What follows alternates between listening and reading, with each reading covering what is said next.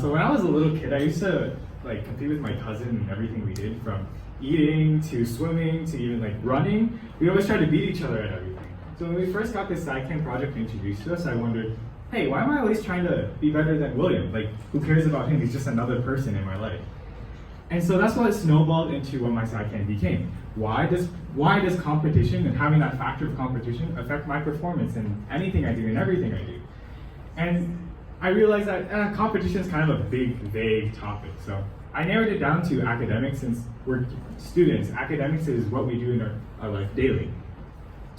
So my hypothesis going into my experiment was, if I add the factor of competition to a testing procedure, like a quiz or an exam, then the results of that testing procedure are going to be increased rather than the same testing procedure without competition. Because the extra amount of people will motivate the person to do better and to perform better. So my experiment was, I collected 21 test subjects. Then by themselves, I gave them a quiz, and I wrote down what they scored and what time they finished it. I also wrote down observations while they were writing down, like how they behaved, like were they making sounds or how their facial expression was. And then a week later, I would give them that exact same quiz, except I take 3 people that wrote it. So in total, I had 21 people that were 7 groups of 3, and I gave them their scores back so they could all see, not the actual test, just what they got out of 30 and their times. So they could compare each other's scores. Then I would give them the test back again, let them write it again, write down their score out of 30, their time, and any behaviors they displayed while writing the quiz.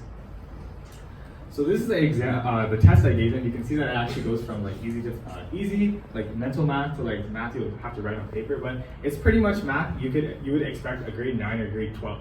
Grade 9 and grade 12 would do, because that was the range of my demographic for my test subjects.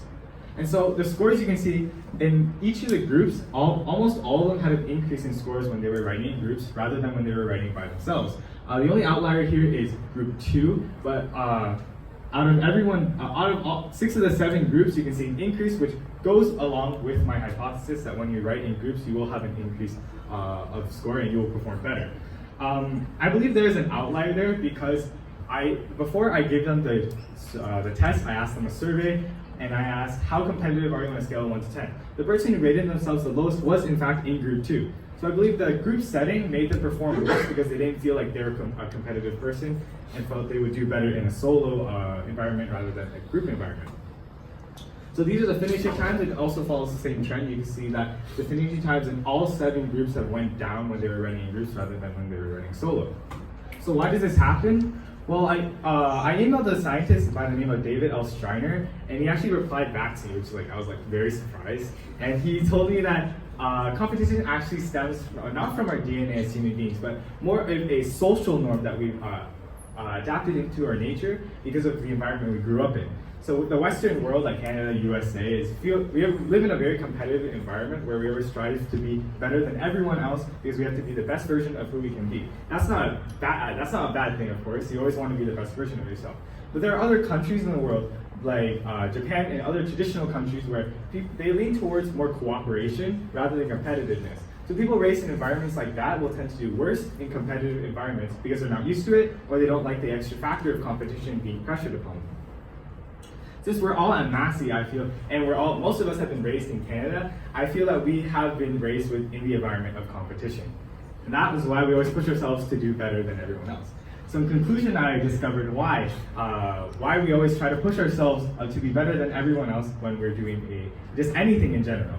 And I've also figured out how to apply this in life is you can use this as a studying tip. Well, when you're doing studying in groups for a test or something, you can do it with your friends. Try to see who can do the best or who can be the best out of all of them. Of course, unhealthy competition is always a bad thing, so you always want to keep in moderation how competitive you're being. So that was my SCICAN. Thank you for listening.